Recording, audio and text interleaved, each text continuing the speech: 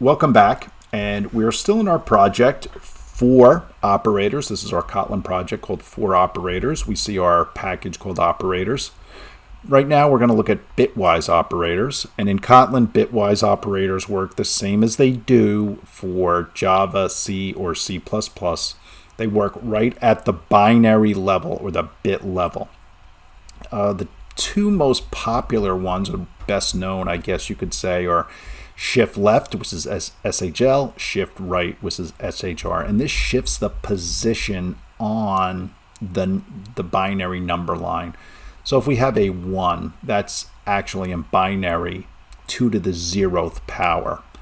And if we shift left, if we move to the left 2 places, so that's what we're doing. We're taking the value 1 and we're moving it from 2 to the 0th to 2 to the 2nd. 2 to the 2nd is 4. So we shifted left. Similar here with shift right, SHR. We start at 2 to the 4th, which is 16, and we shifted 2 places back. So we go from 2 to the 4th down, from 2 to the 3rd, 2 to the 2nd, and 2 to the 2nd is also 4.